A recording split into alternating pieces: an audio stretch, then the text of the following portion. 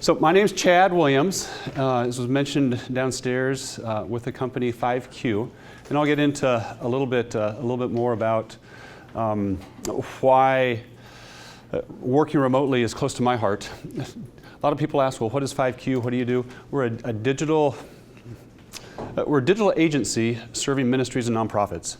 And just one quick plug. There's a copy of this down on the table. It covers strategies for your online success in 2015. If you're interested, this just kind of talks about what we do. If you're interested, that as well as the slides that presenting today, I'm just going to pass these around, and you can put your name on. If you're not interested, just pass it on by. But that's the end of my commercial for today. Today we're going to be talking about remote, and one of the things in terms of the way that I like to talk to folks is not just talking to folks, but interaction. And Seth Godin, who is a very well-known marketer, author, he says, he has a quote, he says, "Active listening requires that you interrupt when you need clarification. It requires that you ask truly difficult questions." So yes, I'm inviting difficult questions that you might have. If it's worth listening to, it's worth questioning until you understand it. So this session is going to be interactive. So if anytime you have a question, raise your hand. You know, we're a small enough group that we can do that. So real quickly, I want to hear from you guys, just a few of you. What brought you to the session? What are you looking to learn, to gain from a session that's talking about remote, distributed work environments? Anybody? Yeah. My name is Randy Claremont. I'm with Mission Aviation Fellowship in Congo in Central Africa. Okay. And I lead a team that covers 4 different countries in sub-Saharan Africa, trying to figure out how to best grow and manage that team. Great. So you live in the Congo, and you're managing a team there. Okay, well good. Hopefully we'll have some good thoughts for you. Who else? Yeah.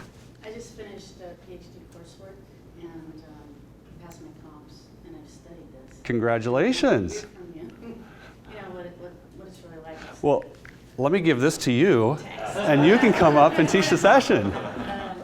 A PhD in working remotely, then? Organizational leadership. Okay. Entrepreneurial leadership. Awesome. So I've studied about it, but I want to hear from you how it really goes in your life. So, but also I've worked here 28 years now this month, and started entrepreneurial programs for youth K-12. Okay. We have a private school satellite program for homeschoolers throughout Okay. the world, and I just want to get some ideas. Great. Well, congratulations on, was it? I don't have Okay. a degree yet. I'm doing a dissertation, but. Well, that's great. Good. Yeah. Hopefully we'll have some stuff for you. DJ. Yeah, I'm a remote worker myself. Been doing it for 2 years now, and then 3 years before that, so a total of 5 years. And it's been challenging, so I'm looking for some help to keep my sanity. You bet. You bet. That's keeping your sanity as a remote worker is an important thing. We're going to talk quite a bit about that. Well, great. Well, let's jump right in. Here's kind of my thesis of the talk, is that using remote teams will increase productivity and decrease expenses, allowing for maximizing kingdom resources. And it also can provide quality of life for the team. And I said can because, like what DJ mentioned, you know, sometimes it can be stressful, and we'll have some tips on how to make it less stressful. So first, who am I, and why would I be talking about remote? So this is my family, and you got to show a slide of your family. Love them to death. Everybody but the person who's graduating. That's my niece. She just graduated 2 days ago, so this picture is hot off the presses up in Minneapolis, where they live. I live in Iowa, so I wasn't able to be with them. But the interesting thing was when I started 5Q 10 years ago, we had 5 kids in our quiver, and we lived in Lincoln, Nebraska.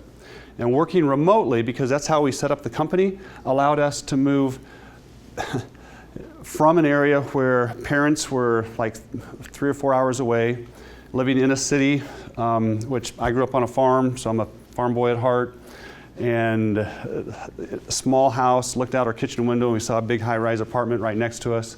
It just wasn't made for us. We'd lived there about 17 years, but working remotely allowed us to move back to be close to 12 miles away from my parents. And where I live, 12 miles equals 12 minutes, which isn't necessarily the truth where landed here in LA.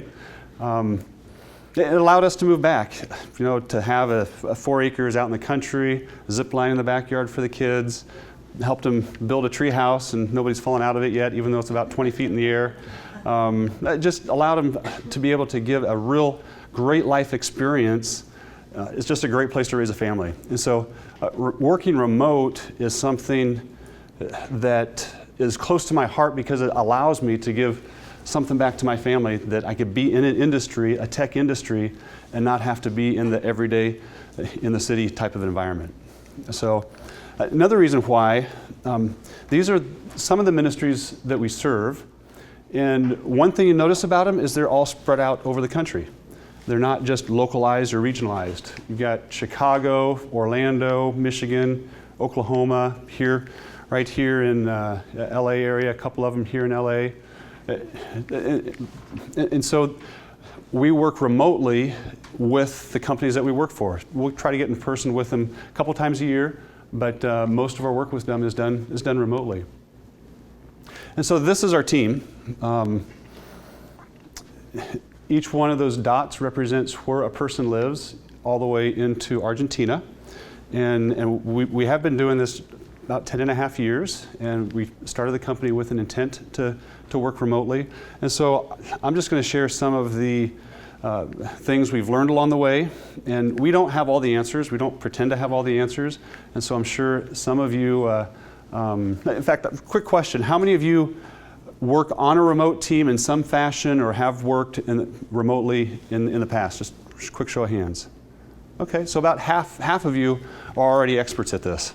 And I'm going to give an opportunity later on, if we have time, to hear some of the tips that you've learned over the course of working remotely as well. So first, a couple myths.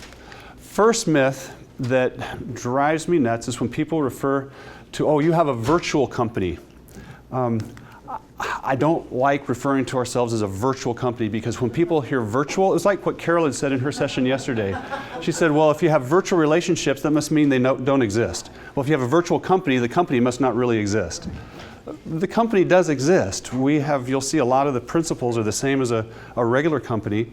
And so we like using the terms distributed, remote, telecommute to describe the way that we work, and describe the work rather than calling it virtual, because virtual, it connotates that it doesn't really exist, and it does. Second myth is that we all wear our pajamas to work every day. And now, I don't monitor what our team wears, except for when we're on a video chat, so I can't speak for an entire team. We don't have a policy for what. But we know that when we're interacting with people, we're professionals, and we expect our team to behave, act, dress like professionals. For myself, my routine, I get up every morning, go take a shower, have breakfast, have quiet time, come over, put on, I usually don't wear a suit jacket to work, but I do almost 90% of the time I'm wearing a collared shirt.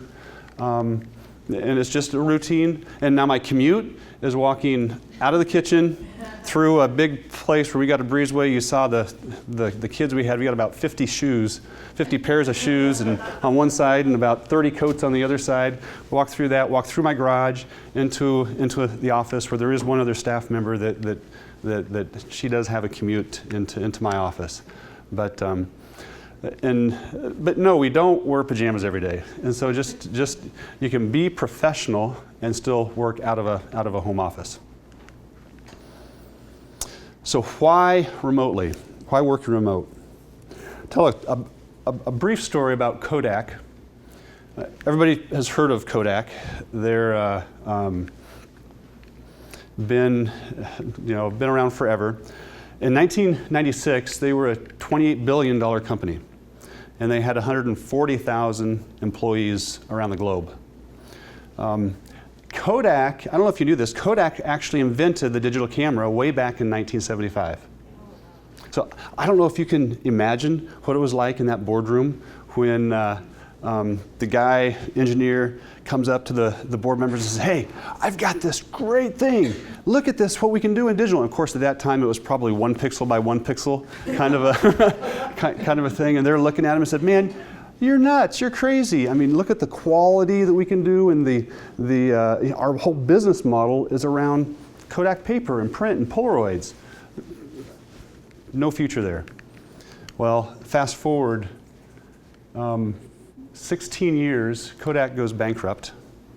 They declare bankruptcy, and they went from 140,000 staff down to 17,000 in staff.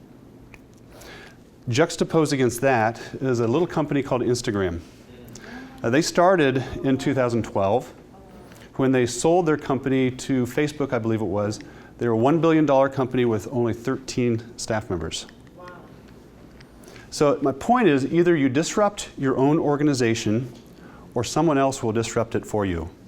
And working remotely is not a silver bullet, but it can be one of the tools in the toolbox that you can have as an organization, either as a worker or as an organization, to be able to help provide positive disruption and that leads to better results and higher efficiencies for your organization.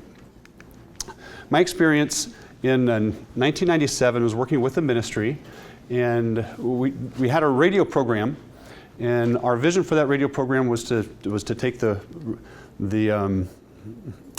audio, convert those into transcripts, and get them on the website, so that all of their transcripts, I mean, that benefits for SEO and longevity, and there's lots of reasons why it made sense. But we didn't have any resources to do it. Kind of like what Brian talked about, innovation comes when you have limited resources or constraints, and then what are we going to do?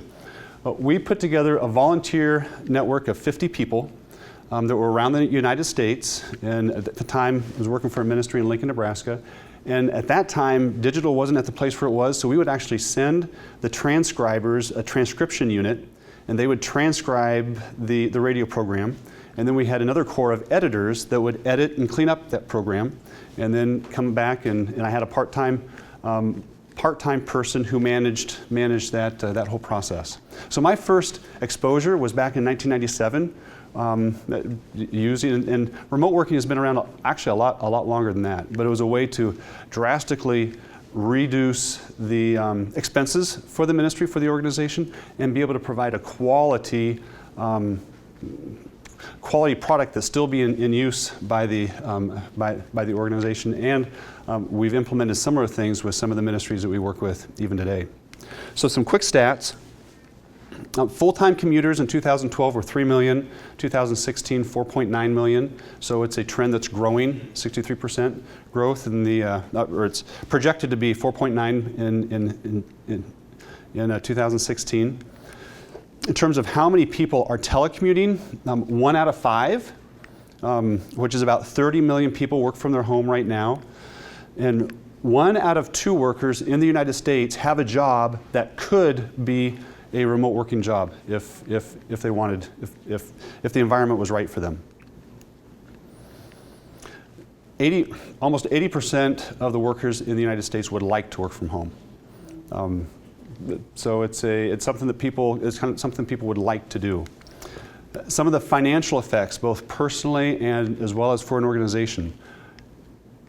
A typical business would save about $11,000 in costs from not having to have a building and land and parking and everything that goes with that, per person per year. And the reference for where this is taken from was earlier. What I will say, it's not all just about the savings, because there's some cost side. We make an effort to bring our entire team together twice a year.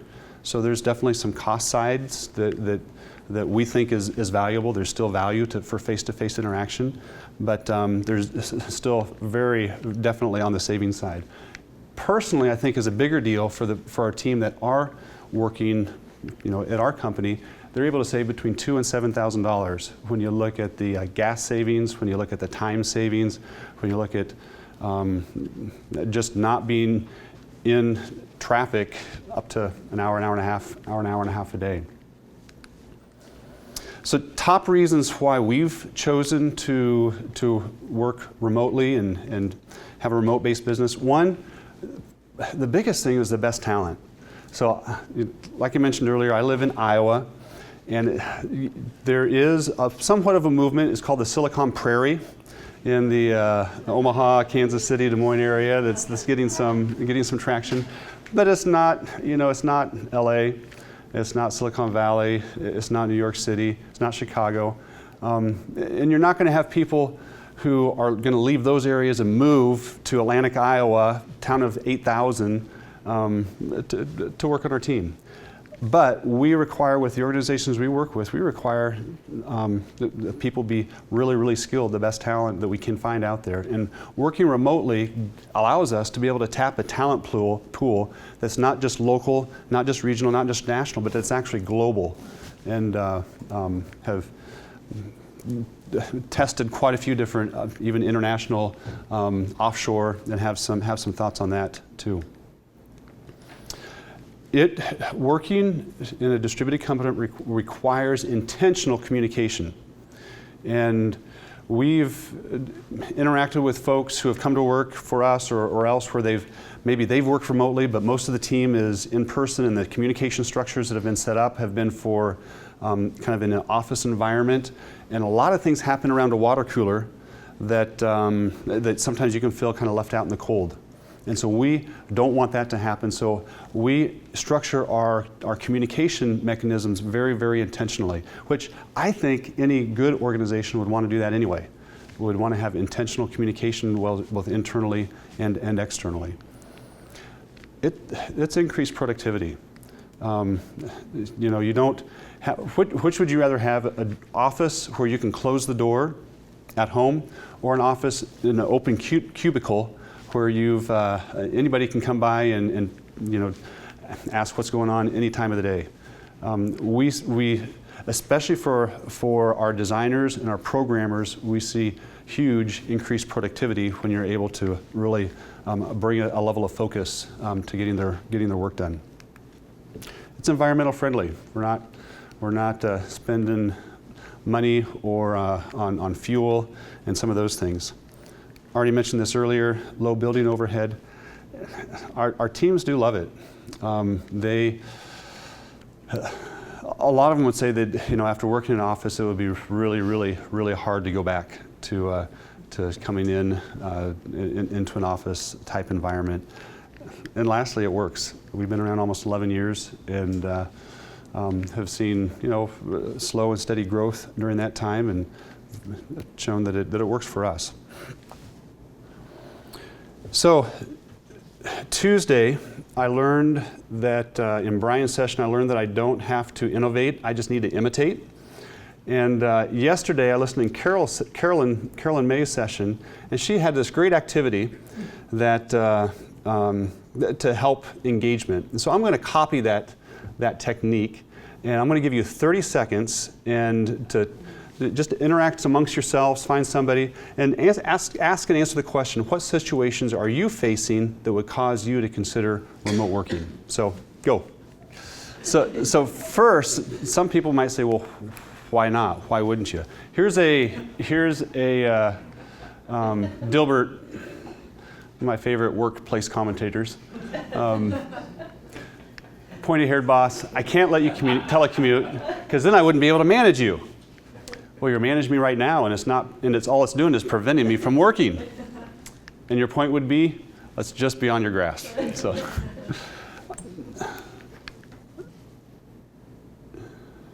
Sorry about this. So why not? A lot of these are taken from a book I'll reference later by Jason Fried. The book is called Remote. They've been doing it for, I think, as long as what we have, maybe even a little bit longer. They're the company that produced a collaboration tool called Basecamp. And so here's some of the points that he brings up in his book, is that if you can't see them, how do you know that they're working? Really, that's a question of trust. And my thing is, if I can't trust a person to be able to get their job done when they're in the office, I'm not going to be able to trust them when they're out of the office. I don't, whether they're in or on the office, I really don't want them on our team. And so it really is about trust and hiring the right person. And remote working isn't for everybody. It isn't.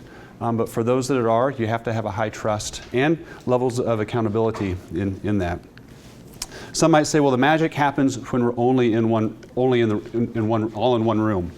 There's an element of truth to that.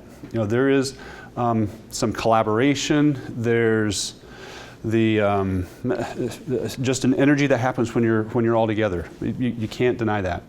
What we found, at least in our organization, the ideas can really start flowing, but you can only execute on so many ideas.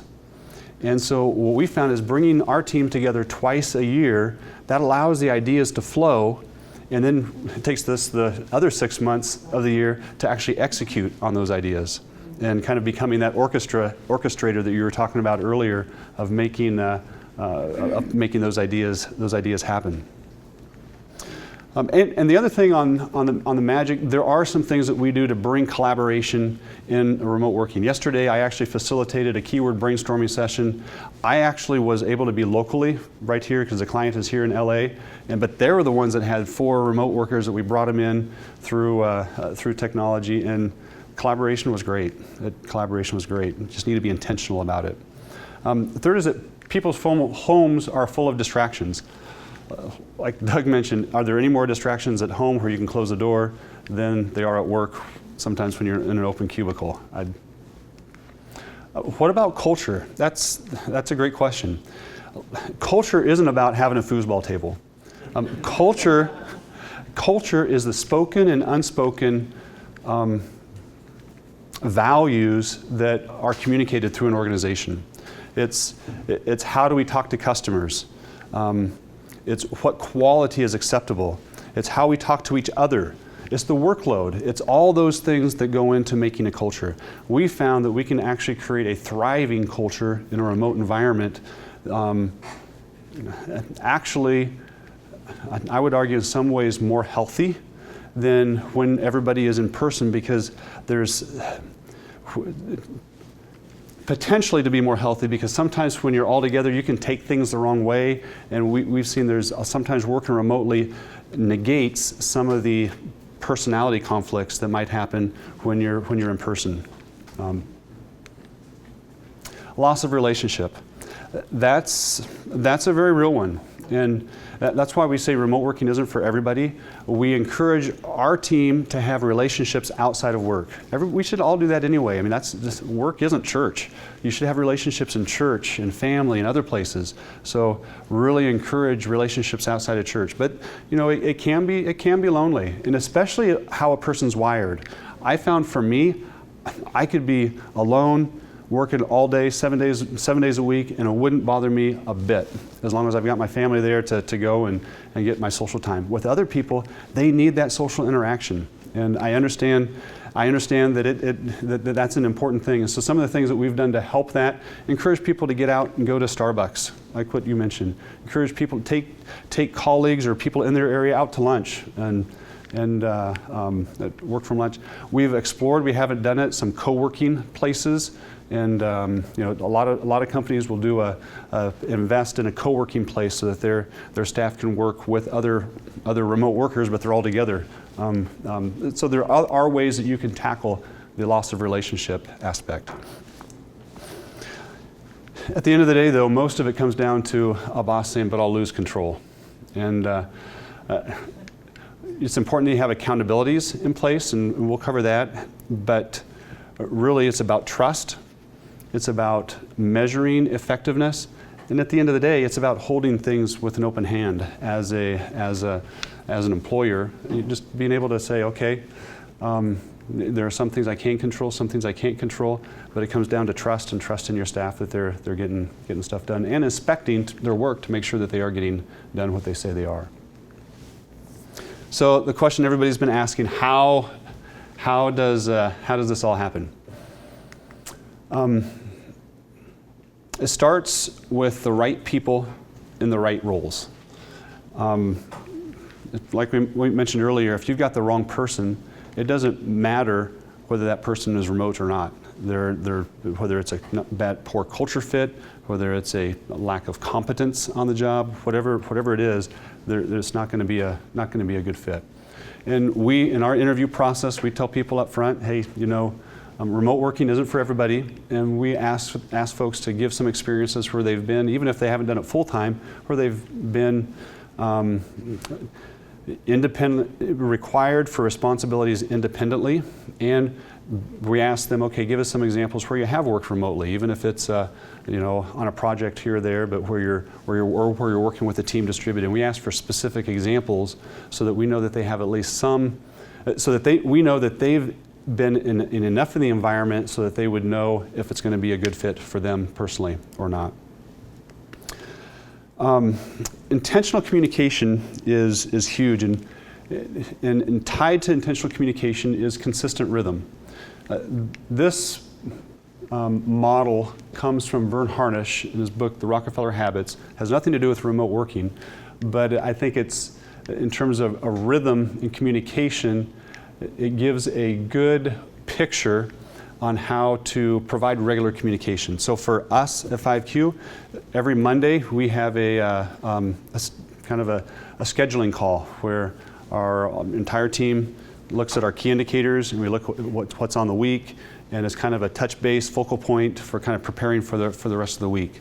Every morning on Tuesday, Wednesday, and Thursday, we have a stand-up call where each department or work team will do a 15-minute, say, hey, this is what's on my plate, and they can cover any roadblocks. What are the roadblocks that you've got? We say, what did you work on yesterday? What's on your plate for today? And what roadblocks do you have?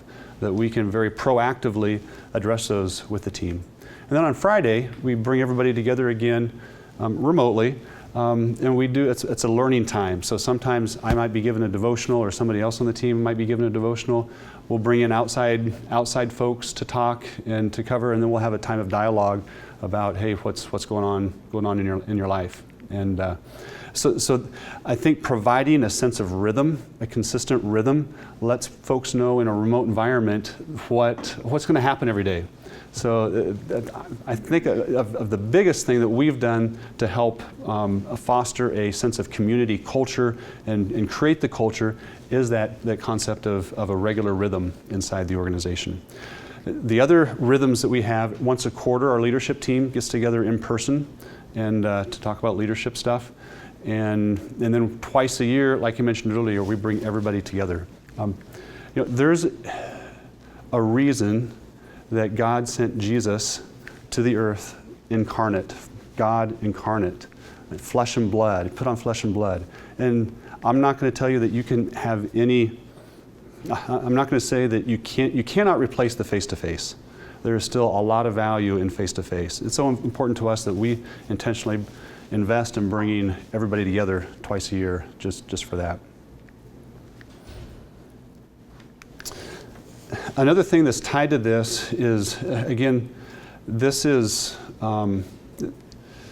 ties back to vision. And this is we create once a year, we create a vision map which outlines our core values, our mission, what is it we're doing, kind of the direction we're heading, priorities, goals, kind of who we are. And it's on one page, so our entire team has a picture of what we're doing. And we refer to it often, and probably about once a week, we laminate it for everybody, and we're referring to, well, the reason we exist is to help ministries multiply impact and try to bring everything back to what we're doing. So again, it's about effectively being the conductor, getting everybody pointed in the right direction, and using visuals, using different things to let them know, hey, this is where the organization is going.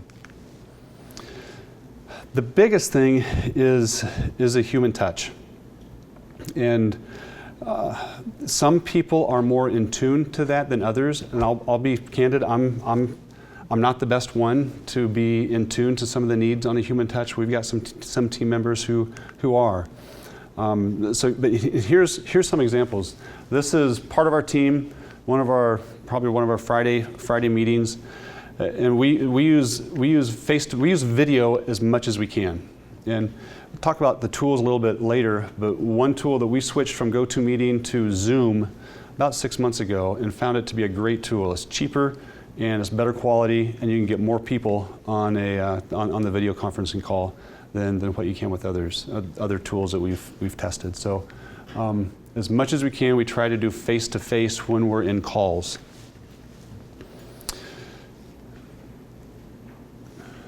Another thing we do in terms of a human touch, I mentioned our Friday is kind of our learning time. And one of the staff members, I think it was Ian, in fact, just a plug for the Digital Ministry Conference, one of the best things I found about here is I found some of our best staff at coming to this conference. Ian Banks used to live in Southern California. He's on our team. We met at a Digital Ministry Conference 3 years ago. So he started this hashtag 5Q Fridays. So if you go to Twitter, look at 5Q Fridays, do the hashtag, and you'll see the topics that we've been covering over the past, I think maybe 6 or 7 weeks. And so it's kind of giving folks even on the outside a picture into the culture and what we're doing. And again, this isn't something that was top down. This is something that Ian started himself, and everybody else kind of jumped on board with it. Wes just joined our team 3 months ago. He came from a ministry background, and he's very relational. And so his role, he's our VP of growth strategies. And so these are some of the tips I asked him, well, what are some of the tips that you found kind of being new to the remote environment to bring about that personal touch? And because people matter to God. At the end of the day, it's about people and being able to relate with them and relate to them well. And so some of the things that he has seen used and that he's used in his first 3 months here is handwritten notes and cards. There's one gal on our team that I'll bet every 3 months I get a note from her, a handwritten note from her. And that encourages my day and kind of puts me to shame because I know I've got a stack of thank you cards I want to send, but I don't always get around to sending them. Screen recordings, using something like Doppler or ScreenFlick. Showing is easier than telling, and so sometimes just doing a quick screencast and then being able to show. We've got an area on Dropbox. We just throw the video on Dropbox, and then a person can see exactly what it is that they're working. Simple audio recordings. With the relatively recent feature in the iPhone. Android's probably had it for years, I don't know, but just being able to record your voice, send it over, that can be a real encouragement to somebody. Simple video recordings, just recording yourself talking. That gives affirmation and sending it over to them. I've done that quite a few times. That's something that comes a little bit more easier for me if I'm thinking of somebody. Just shoot a quick video, send it over to them, and just say, hey, I'm thinking of you. Hope you're having a great day. Including their other team members in the email. Just, especially if you're giving an encouraging word to somebody, just include the other team members so that others can see, others can see the encouragement that you're giving to others. And sometimes an old phone, just a phone call. I find when I have my commute, like to the airport, it's a 60-mile, 60-minute drive to the airport. That's when I try to schedule my calls, and you can connect both internally and externally with folks on a phone call. Some of our team uses Facebook quite a bit. They tag coworkers and let them know what's going on, and being able to publicly praise and affirm them. So, at the end of the day, working remotely is still about the human touch.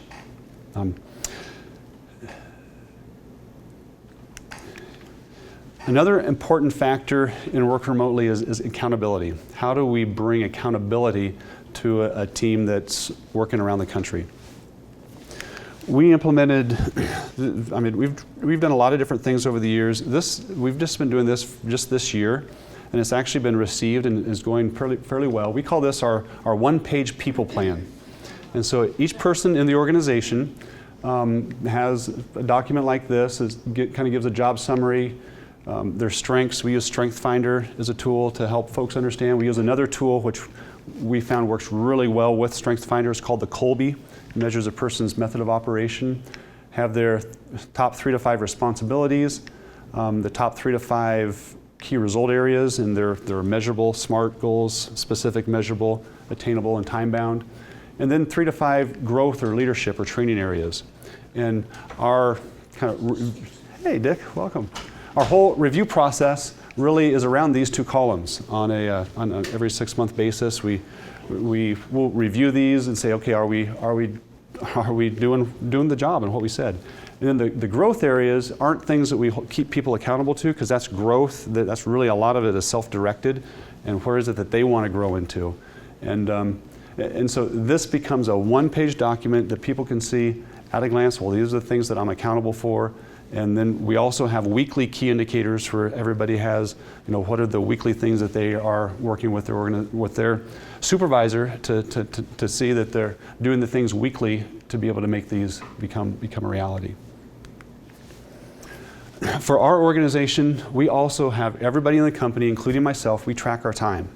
So we know what we're doing each and every day. The tool we use is Harvest. There's lots of others that you can use out there. Again, that may not be necessary for every organization, but for ours, and we tell folks, one of our core values is integrity, and that really comes down to what you're putting on your timesheet every day. We're serving ministries, we're serving clients, and we've got to be truthful about what we're saying on our timesheets. And but again, at the end of the day, though, it's what are they getting done with the time that they're doing. And we've been doing this for a long enough time. We can usually tell if a person is kind of overproducing, if you will, or taking longer than what it should. And so, those are the areas of tools that we use to bring accountability to our organization. The interesting thing is that all these things that I just talked about aren't unique to remote working environments. They're things that good organizations should be doing anyway. Having very clear expectations for what folks are doing, interactions, encouragement.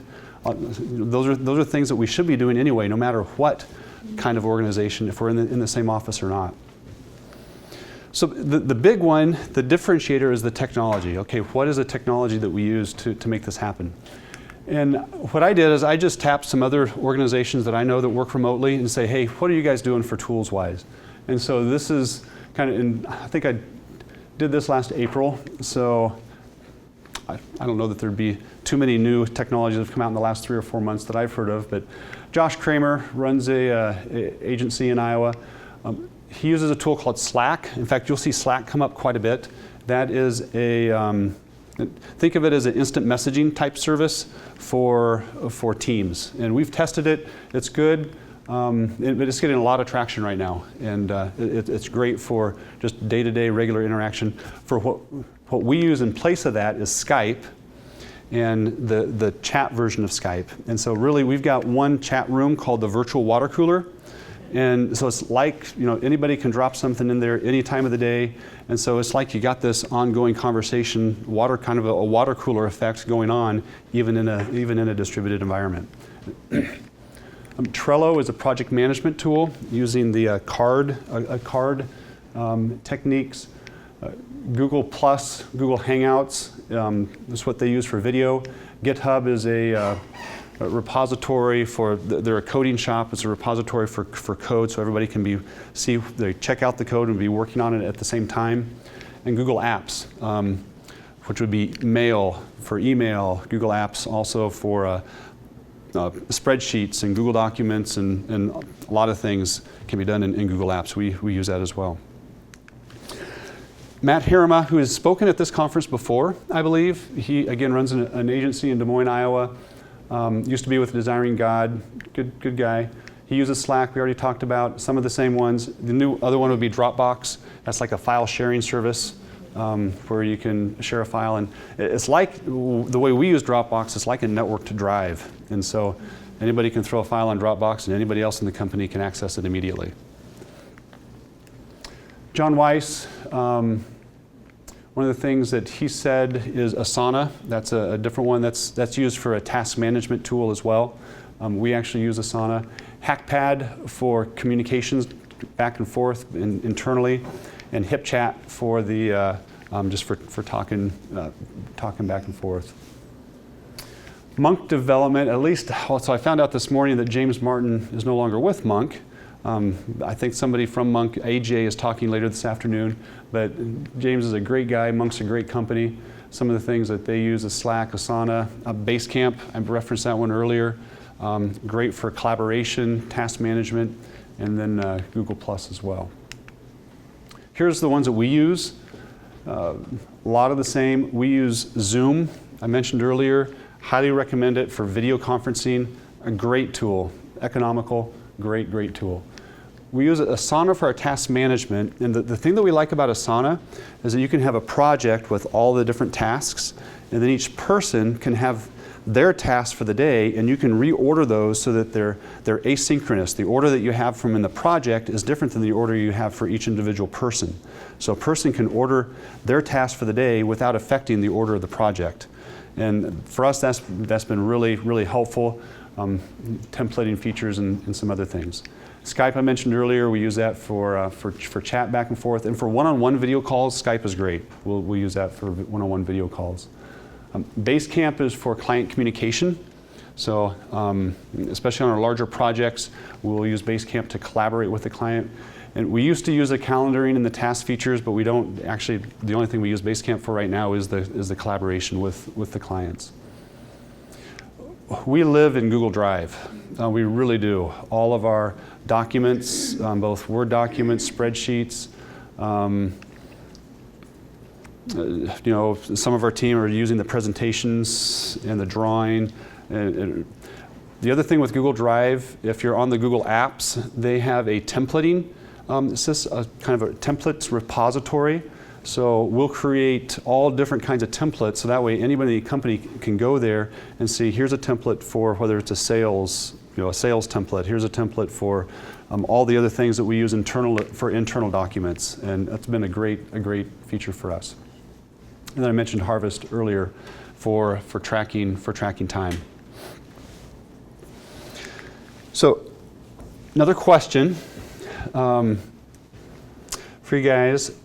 You talked earlier about some potential ways that remote working might have an impact with your situation.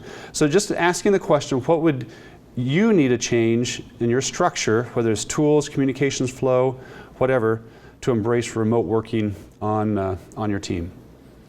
30 seconds, interact with each other, answer the question, go. Some of the pitfalls of working remotely, and I'm going to kind of go through these pretty quickly. One, we've already talked about wrong person, wrong role. Not setting people up for success. Like what the gal back there set up, sometimes it's a culture change that needs to happen inside of an organization, and you have to have support at the right levels, at the executive levels to make it happen. That doesn't mean that you can't do it, even if you're a worker and you want to work remotely, you kind of do what Daniel did. If you remember Daniel and his three friends, he went to his boss, if you will, and said, "Hey, we're not gonna eat this food." And instead of saying we're not going to do it, he said, "Well, can you test us?" And they laid themselves out to be tested to see if this is going to be effective. You can use that same type of technique, saying, "Hey, I think I can be more effective for the organization. Would you let me work from home 1 day a week?" So the things that you can do, and leadership, learning to identify those things to set people up for success. Inconsistent communication patterns, that's a big one. And we've gone through different organizational structures where sometimes the org structure leads to good or poor communication structures. And it's a growing process as well.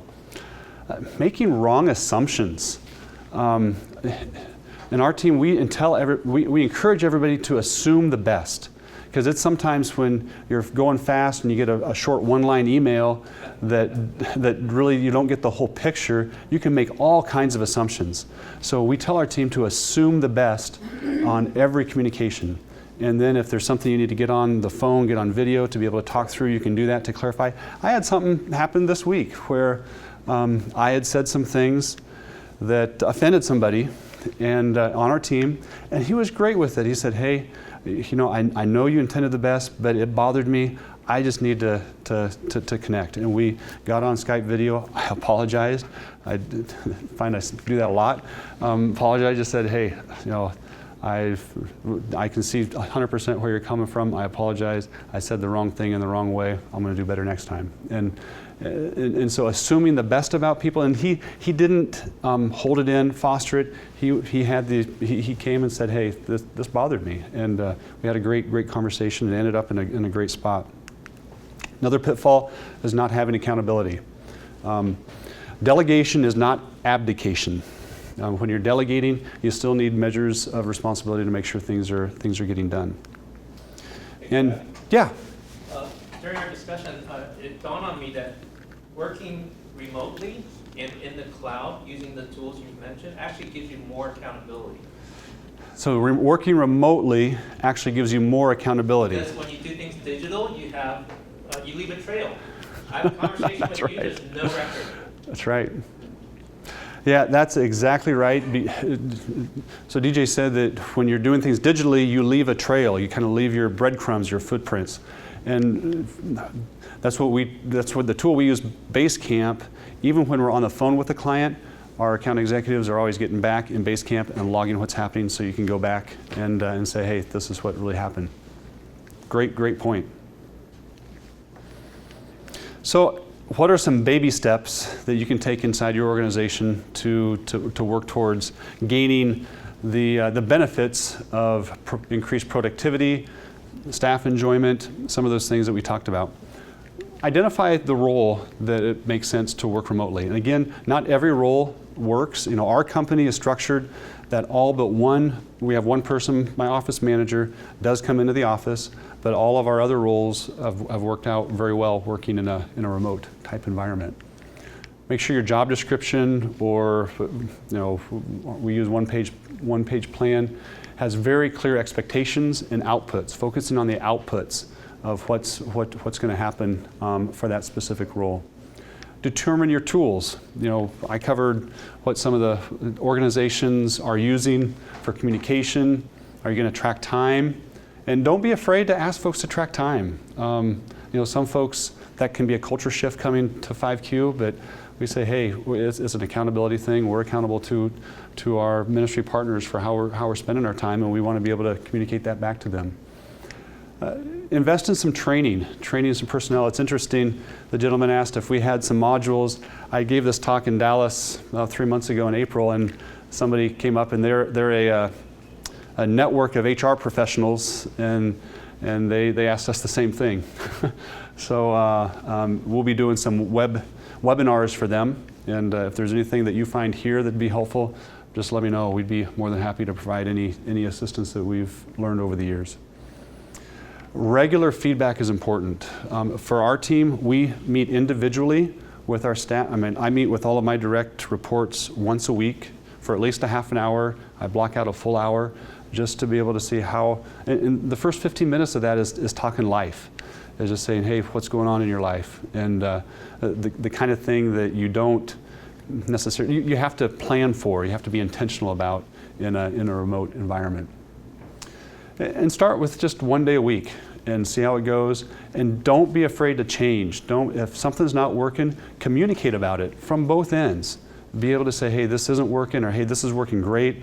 One of the questions that we ask internally is what is working well? What do we want to keep doing? And what should we stop? What should we stop doing in terms of our internal processes?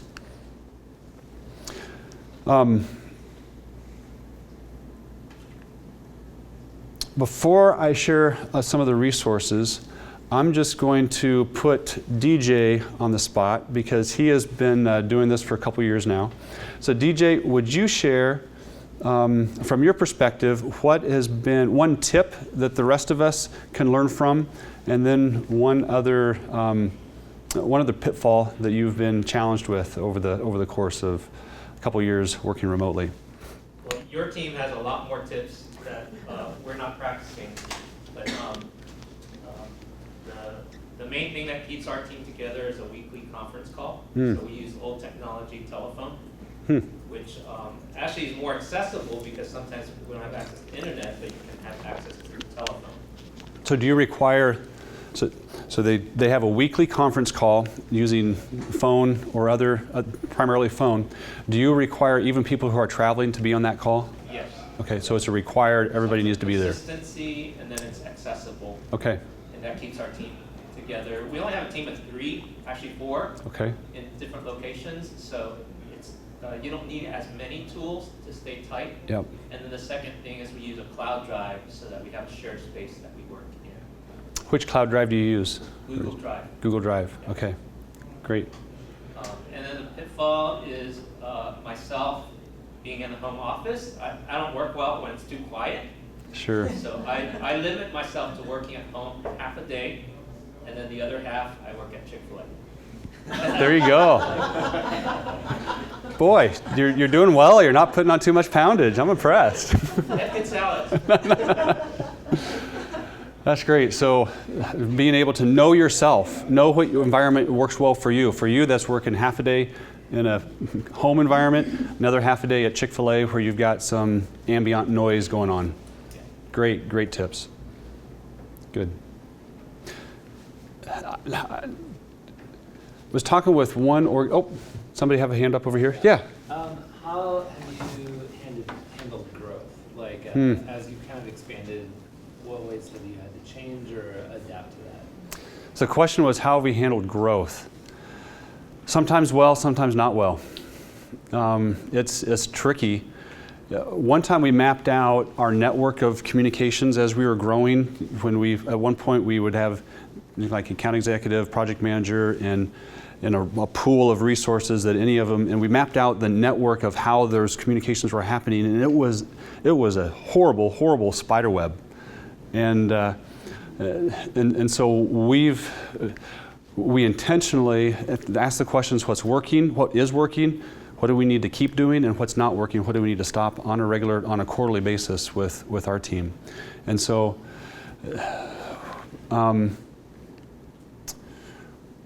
one principle we use is try to get the people the closest to the work, try to push the decision making down and be able to get the teams as closest to the work to get it done. And also, Amazon uses a 2 pizza rule. Your team shouldn't be so large that you can't feed them with 2 pizzas. And we found that to be true, because if you get your teams too big, it's unwieldy. And I can share what we've done. We have 3 account executives. 3 account executives has a team of designers and programmers that manage their day to day. But then they're also a pool, so if another account executive needs a resource from another team, they just work through that account executive to get that resource. What we found at one point, if you had 3 or 4 people asking directly of the resources, it just wasn't working well. Another model, sometimes organizations will use traffic managers, and we found that to be a bottleneck, and so that wasn't a good one for us. But you do need to be looking at that on a regular basis, and how can you get the teams as small as possible to be effective as possible, and to get, in fact, I could give you an example. A gentleman that just walked in the room, Dick Innes, there was a time where he was working directly with one of our guys, and it was working great, and then we changed structures, and it didn't work so well. And now he's back to working directly one-on-one with the guy, and so you've got to stay close to your clients and stay close to the stakeholders to be able to shift and change as needed. I don't know if that helps, but scaling is a thing. And for myself, I keep asking, this is kind of an experiment, so I keep asking myself, will we outgrow the ability to work remotely? And I don't know, we might. One comment I would add to that is every time you introduce another person on staff, you want to maybe reevaluate how can we accommodate that, because every person adds another dynamic to it. So it's a good opportunity to say, well, let's review and reevaluate what worked better. Right? And the other pitfall is time zones. Managing time zones. Sure. On your plate, so confusing. Yeah. So I'm still counting on my fingers. That's how I do it. That's a great point. When a new person on the team, that's a natural spot that you can reevaluate. And time zones is huge. I mentioned earlier we use people offshore. We tried India and Eastern Europe, and it just didn't work for us, and because of the time zone issue. And we found Argentina to be a great place. They're 1 hour east of East Coast, so they're within in the area. They've got great talent down there. And so we found if we can get it in a 3 or 4 hour window, it works pretty well. I think with our organization, since kind of the home office, if you will, or the main office is in central time zone, that's a benefit because then you can kind of go both ways. And it's been interesting for me being out here this week. I get up at 6 o'clock here, and it's already 8 or 9 o'clock for where the rest of the team is. And that actually gives me appreciation because we do have West Coast folks, and where my tendency would to have meetings earlier in the day to get it going. But, for our West folks team, the earliest, we tell folks we want people to be working from 9 o'clock to 3 o'clock Central. We want people to be available during those times. And you can work earlier or later, whatever you need to, but that's kind of how we've done it. Some of the resources that I can recommend, one is the book referenced earlier, Remote by Jason Fried.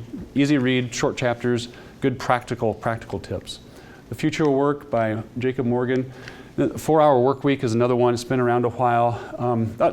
Candidly, he's got some great tips, but you get to the end of the book, but he's missing it in terms of the why. And I get to the end of the book, and I just feel for the guy in terms of his hedonism and some of those things. But that aside, there are some good tips, good principles. Michael Hyatt's blog is another good resource. Review that on a regular basis. Some talent resource. How do you find talent? I get asked that question quite a bit. How do you find talent? Mentioned earlier, conferences like this. Conferences that you go, I will attend and speak at different conferences.